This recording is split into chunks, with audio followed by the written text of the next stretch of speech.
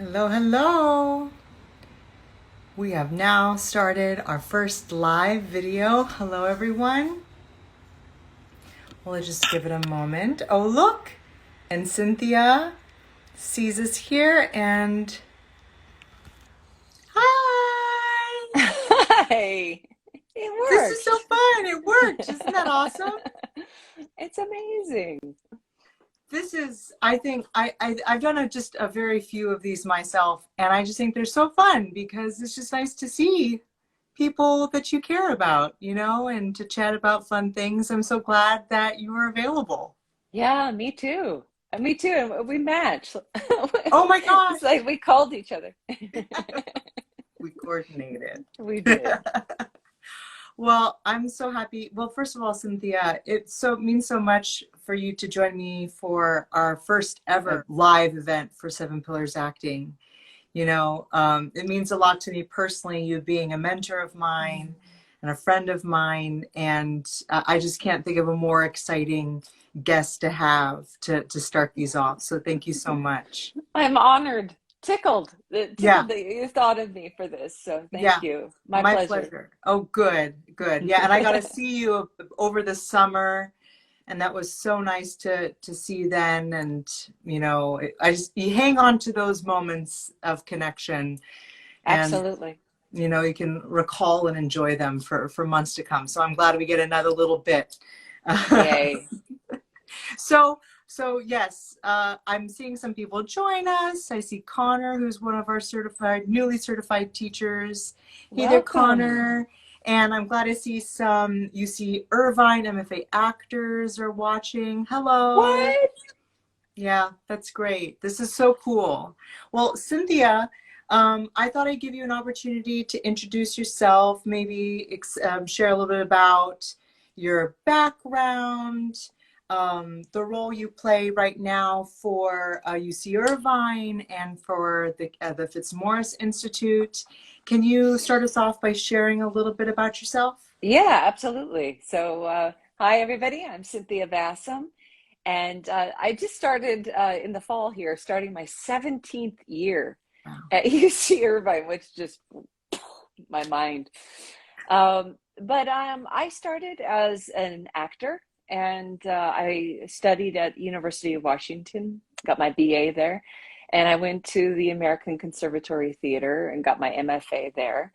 And in 2003 and 2004, I did the certification for Fitzmaurice voice work and was certified in that, and then was invited to apply at UC Irvine in 2005 and did so, thinking at the time that, oh, they're not going to want me. I'm not academic material. And here I am 17 years in. What? Wow. And then in 2011, I was made a master teacher. We actually call that lead teacher now, part of the core training group for certification in Fitzmaurice voice work. And in 2015, I was made the director of certification. So I've been Wow.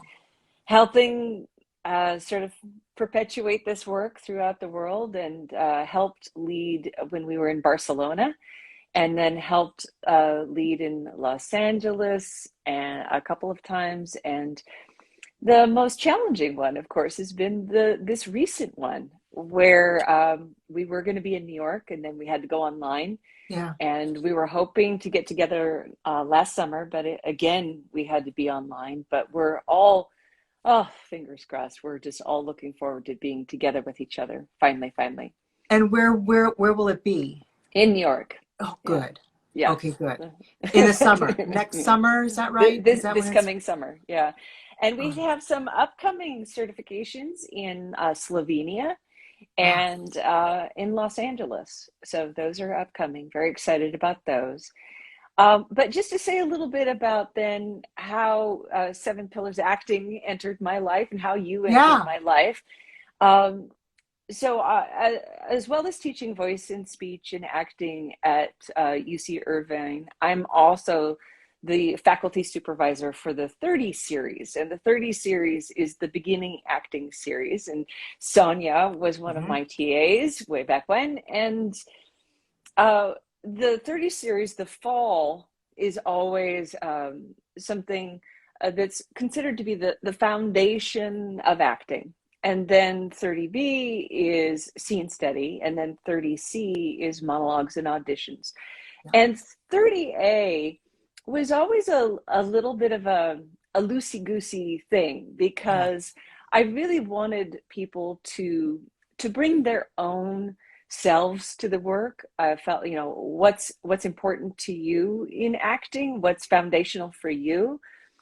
But I also gave a strong structure in terms of, here's the syllabus, these are the things that I want you to cover. Yes. But I didn't really nail it down. And just in recent years, it's just proved really important to give more scaffolding, to provide a stronger structure.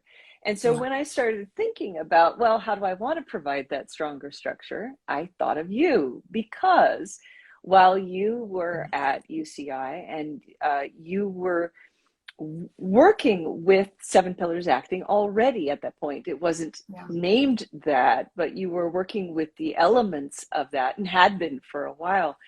And after I read your book and after we talked, I thought, oh my goodness, I don't have to reinvent the wheel. This is already created. And it just felt like it was really accessible and really practical, and would give the structure and scaffolding that I was looking to provide all of the TAs, so that they wouldn't be going, what am I supposed to be teaching? I just don't know. Yes. And it really, really helped. And so not last summer, but the summer before, we did an online certification, and I joined in, and it was so much fun. I enjoyed it so much. And Sonya provided so much support material. The certification manual is just, it's something I aspire to, for creating something for the Fitzmaurice Institute. Oh, really?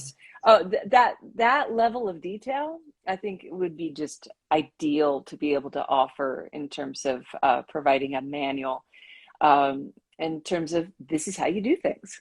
And do you find that you have found it useful since the training, like to go back to refresh your memory?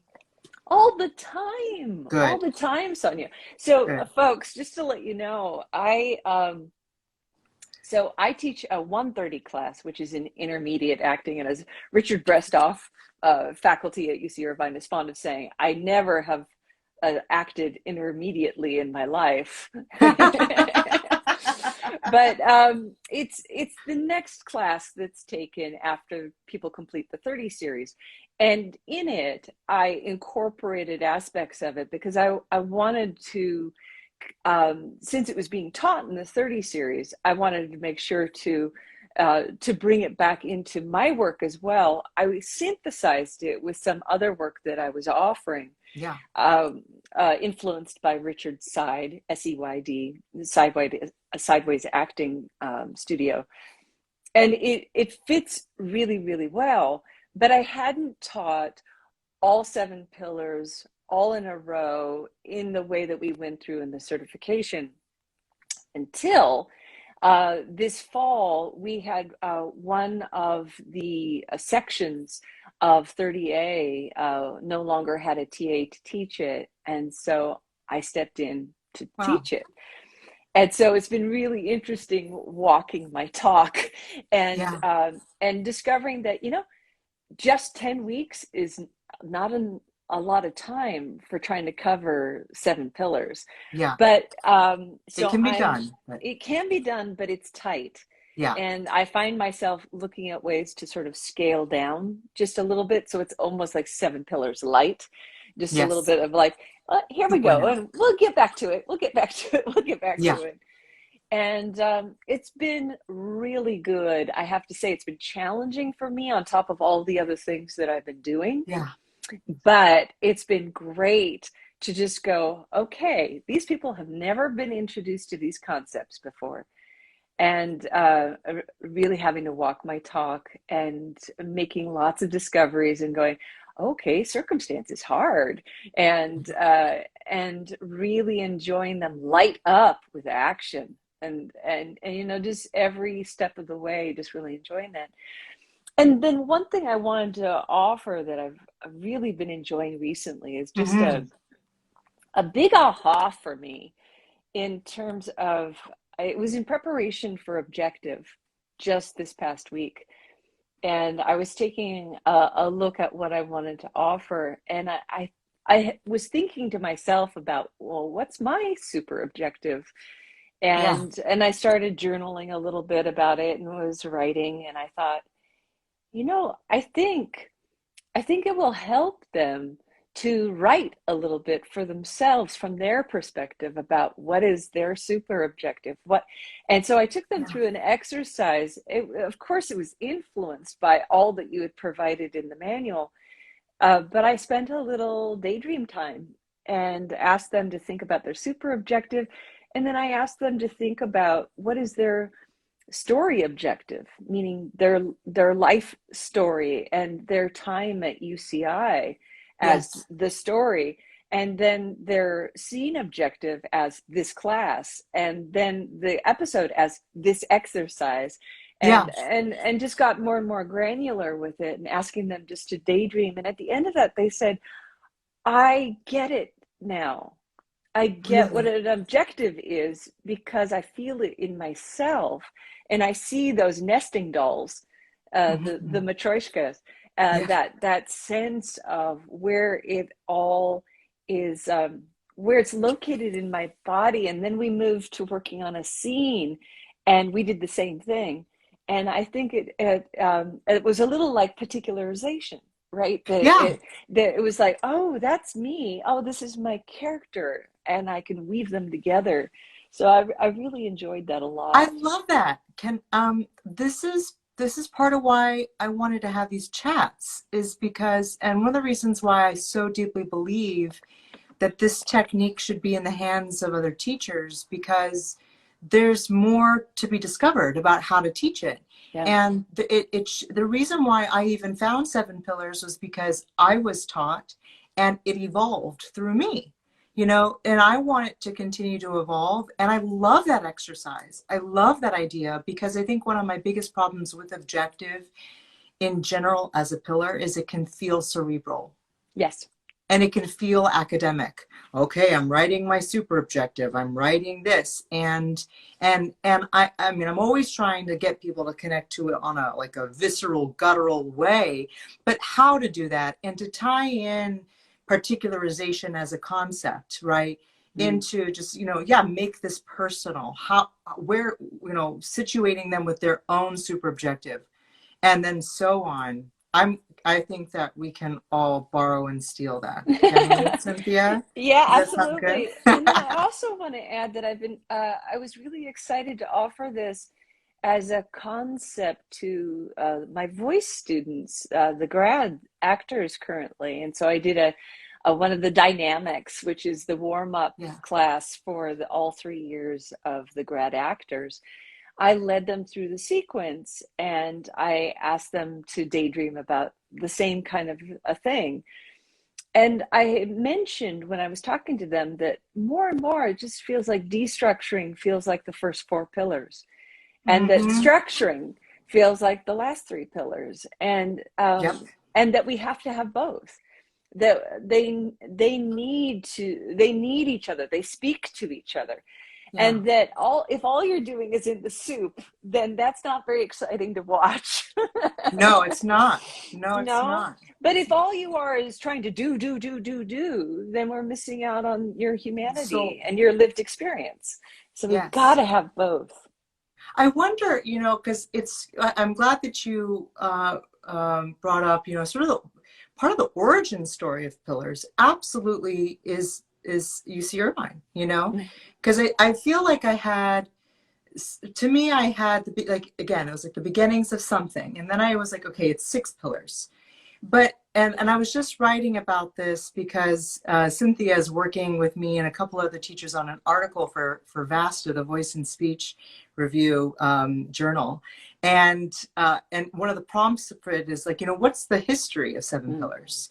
And I was just remembering how I don't know what it was. Maybe it was because of how I grew up. I was sort of distanced from my body and my voice, and I was very comfortable siloing voice and movement out of acting, and so I was like, yeah, first six pillars.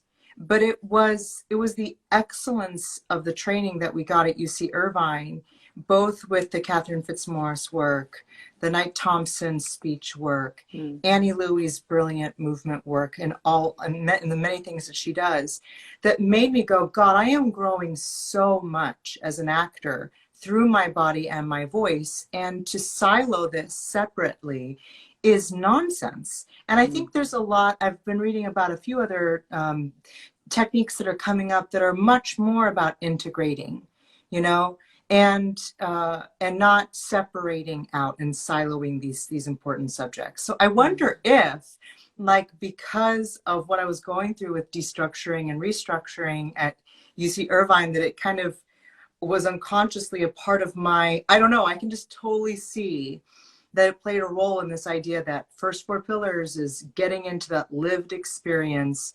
feeling every ounce of it, and breathing in it, and finding ease in it, and then the fuel and the motivation to do something and to create anew, and to change, change the course that the pillars 5 through 7 offers. That you just gave me that idea. I think it's true. Yeah. And I've often talked about, and in fact, a former student of mine gave this image to me that I just love, that destructuring in Fitzmaurice voice work, which is all about release, it's all about freedom, it's all about letting go of habitual tension. What was I going to say about it? All of a sudden, I just lost my thread. You said right, a student. Yeah, so that it's you in your castle, that you're in your castle, and that structuring really is this of putting down the drawbridge. That it's like, come into my castle. Yeah. This extension over to others, and structuring is about focus. It's about sort of gathering all of what's getting stirred up in service of communication and the specificity of that. And just where the difference lies for me is just a little bit of the fact that contact is so central to the first four pillars. Yeah. And contact in destructuring isn't necessarily about an other. It's more about contact with self. Yeah. And that would be the one piece that feels a little bit different. But in many ways, like emotional life, meaning, all of that, it just feels like, oh, that's destructuring land. I love that. And I wonder if you have experimented with, or maybe you can try to experiment with, how some of the daydream work in emotional preparation can interact with destructuring. Oh, absolutely. And in fact, it's once we learn the sequence, I move very quickly, always have, even before seven pillars, worked with daydream work. And I think it works so well. You talk about that you don't want to keep it cerebral or just something that's being thought about with the daydream work. And this gives it a moving meditation to be able to do destructuring. And not only is it keeping your body alive, but you're also releasing tension while you're doing it. So what a wonderful thing. I love the combination of Fitzmaurice voice work and seven pillars daydreaming work. I think it's just a match made in heaven. Wow. And I think you need it, because a lot of the daydreaming tools originate from Sanford Meisner concepts and exercises. And while I was and I loved learning it, and I'm so grateful for those tools, but I actually feel like I developed a breathing problem. I got so locked, Mm. because my emotional life and my imagination was like surpassing what my body could physically handle. Mm. And I developed anxiety problems. I had stomach problems, and I couldn't breathe. I couldn't get through a voice class when I was in undergrad training. And I think it was because one thing was moving while the other one was not moving with it. And I think, I mean, I'm curious, I wish I did more. I'm terrible. I should be doing more destructuring every single day. You know what I mean? Especially now that I'm pregnant, I'm like, I am so tight. Mm. I feel like a fortress. There've been a couple of really good articles about pregnancy and Fitzmaurice voice Oh, work, really? by the way. Yeah. Ooh, I Yeah, should read them. and I think they're in FASTA, so in the journal, so you might want to take a look at that. I'll send you a link. I would love that. I would love But that. it makes me realize, Sonia, you talk about sort of silos of things, and it was just crossing my mind that why don't I teach destructuring? It's a lot to cover, Mm, but just a little something something, so that we could warm up every day, do a little destructuring, and yeah, then move into contact. I mean, how yeah. cool is that? Why do I have to keep voice just in a voice class? No need. No need. I I agree. always do a warm up, but it's very superficial. And Yes. it just occurs to me, yeah, why not? I think I think that's a good idea, because I think sometimes, maybe I'm going to speak for myself, that the Fitzmaurice, you can just scrunch, shake, stretch, you could do very, very quick things, but Mm. sometimes like to do a whole sequence can feel like, whoa, it's a meal. It's a big Yeah. thing, you But just a know? little one for a second, on you go. Yes, Yeah. yes. I think that would be just to make it more that there's, and I tell my students this all the time, and sometimes they believe me and sometimes they don't. Like, and it comes from my experience of, you really must not separate your voice, your breath, your body from these choices, Yeah. because it will lead to tension, or it can actually keep you stuck. Where the mind goes, the Hmm. body goes, Hmm. and vice versa. So if something is locked in my body, I might actually be making more blocks in my imagination than I realize. So Hmm. you need to kind of, the beautiful thing about destructuring is it just literally just tears to shreds the tension that you have. You have no ammunition, you have no armor anymore, and I think that that's really good for imagination.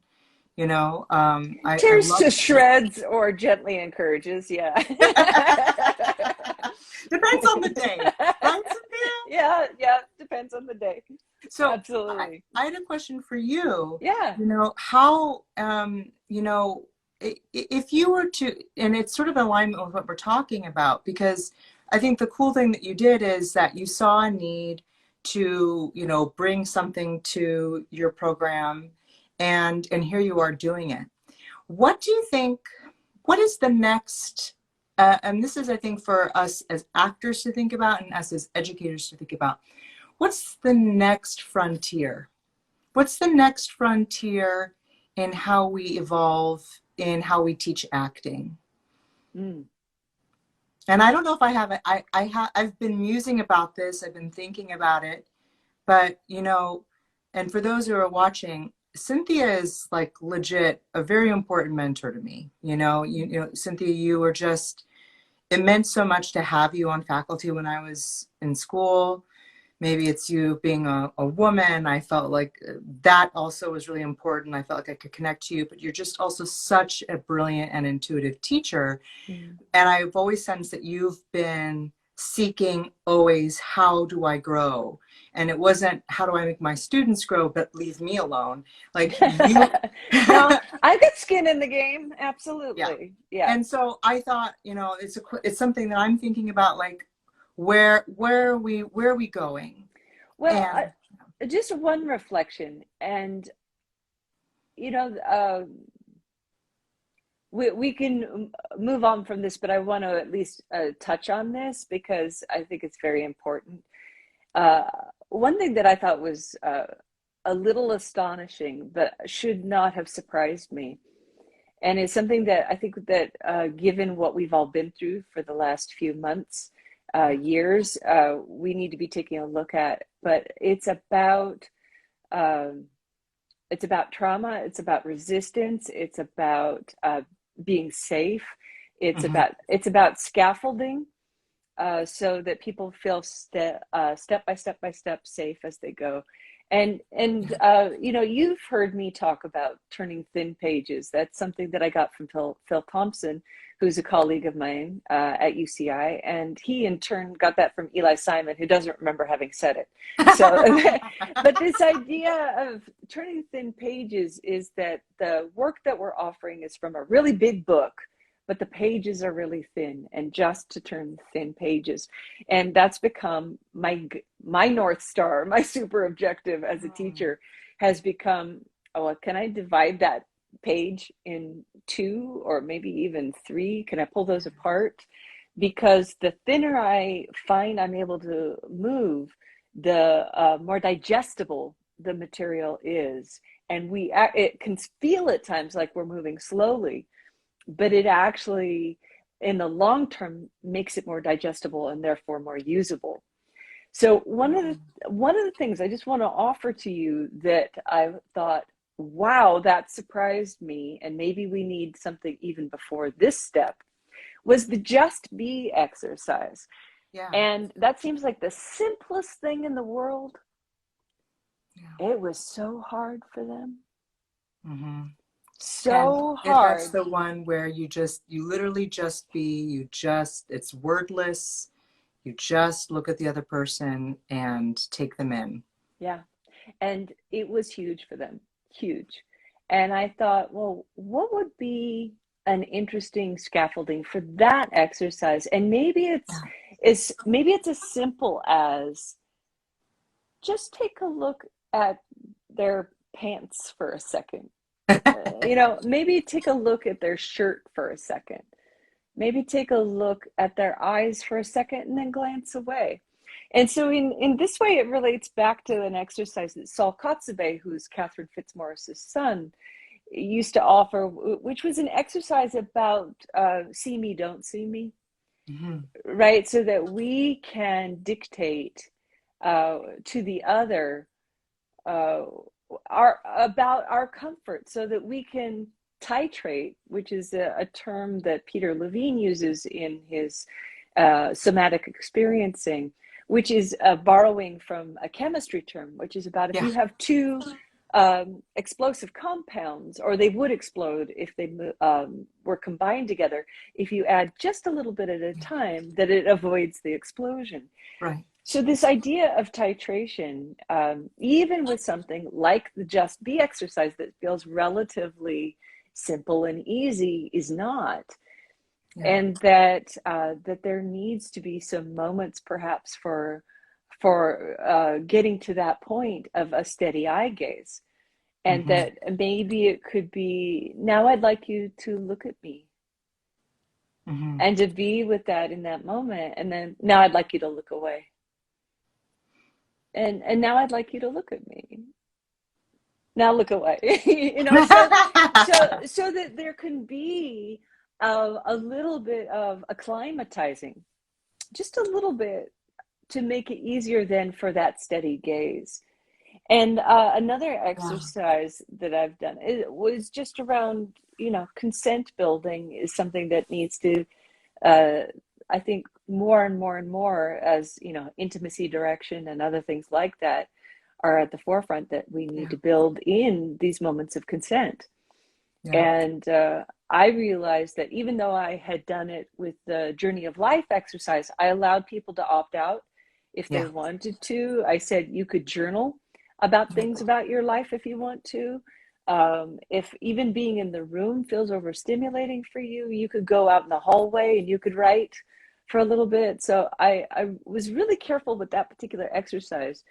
But then when I got to the next exercise of when I was working on emotional prep, I didn't say that again, and I should have. And I think that it's Mm. worth doing every time to be able to say, uh, just wanted to let you know, we're going to do emotional prep on anger and you can opt out. You know, I had set it up, I had made it uh, Yeah. really important for people to know about, but then didn't restate it. And I just think that for myself, that was a big aha and a big takeaway of no, got it, got to keep doing it. And I did a de-rolling activity to show Yeah. them, and I did it prior to offering the emotional prep work, and then we did it after as well. So it's not as if I wasn't sculpting the arc of it, but just it was a real reminder to me to always, constantly uh, be actively looking for consent, or I shouldn't even say looking for consent, because that would imply that to say no is not something that's equally looked for, right? Hmm. That looking for a dialogue around how we're taking this material in is really important. And a colleague of mine as well talks about how in her training, she was talking about how that not even asking the question of yes or no, because that in itself could be triggering, but Right. even just to say, if I were to touch your left shoulder, I'm just curious, what does that bring up for you? And can we talk about that? You know, so that it's not, may I do this? Yes, no. It's, I have an impulse to do this. What do you think about it? And could we dialogue around it? And it slows things down, but in a really, really important way. And Hmm. so you talk about the future, and I think it's necessary and it's here to stay. And we need to get more and more adept at Yes. how we bring this into the classroom. And I think that that's absolutely right. I want to ask a question about that too, because I think one of the things that many of us who grew up with the educational system of just do it, what's the matter with you? You Yep. know, is there's the fear. I grew up in that. Yeah, Yeah. totally. Yeah. And I think, I was in some of the like, yes, just, the more recent generations, that's still being very much the way. And it coming from like, it's a hierarchy of, it's like a white supremacist idea of like, I know and you don't, so just do it. You know what I mean? And I think we're realizing how many of those supremacist structures are in our education. Yep. But then I'm not gonna lie, it brings up this fear of like, well then it's not as rigorous, or they're not gonna learn the tool, and are they gonna be ready for the industry? How do you cope with those?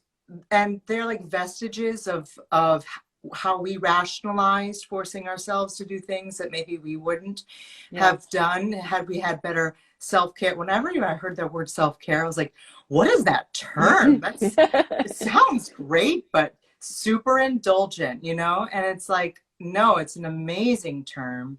And the actors that are coming up now know so much more about that than I do. Mm. So how do you talk to yourself when those thoughts come up? And I'm assuming they slowly dispel, but how do you deal with those? Well, it's been really interesting this year in terms of there are some things that the question of they should already know this by now. By whose standard? Yeah, right. Yeah. So, Yeah. and again, to this point of turning thin pages, we get to it when we're ready for it. And if we push past um, too quickly, there can be repercussions down the line that are Mhm. unforeseen, like what you were talking about in terms of how the some of the work that you did with the Meissner exercises actually affected your ability to breathe. Yep, totally. Well, if it had gone slower, if there had been more consent built into it, that might not have happened. And Yeah. so, yes, maybe you might not have gone as fast, but maybe that's not a terrible thing. And I'm going to relate this back again to Yeah. Fitzmaurice voice work, because I remember I went kicking and screaming to being slower, right? Because for me, I'm bouncy, I'm playful. That's inherent in me and my nature and who I am and what I like to do. I like to keep things playful. It doesn't mean that I don't go deep with work, but it Yeah. means that there's a kind of a light touch with it. And I remember working with Saul Kotzebue, and he was saying that, I was saying that I love Fitzmaurice voice work because it's the fastest thing that I know to get me into my body. And he said, Mm, yeah, but the fast part of it can be a double-edged sword. mm, And so that it's useful, you don't give keys to the Maserati and say, have fun, and don't explain where the brakes are. right. And so that for me has been my learning lately, has been about how do I know where the brakes are and how do I share with the brakes are to others so that they can self-regulate, so that they're doing it in a healthier manner so that it makes sense for them. And that's going to be individual I love for that. each person. And I'm not in your mind. I'm not in your experience. I'm not in your life. I don't know the other things that are going on for you. So all I can do is help provide the container and to be compassionate around that and to keep moving it forward. Uh, so there was a class that I would normally teach that would have been last fall, and there was just no way to do it online. There Yeah. was just no way. And so I let it go and I thought, we'll get to it. We'll get to it. And then this quarter, I was doing it with a new population. And again, going, are we ready for this? Because it's deep destructuring. Yeah. Are we ready for this? Am I ready for this? Am I ready to hold the space? Yeah. And how do we do this in a way that's mindful and considerate and moves us forward? And it is slower than it has been for me in previous years. That doesn't mean it's any less important and any less. So I think in Yeah. some ways it's redefining what rigor is. Yes. Yeah. I love that, Cynthia.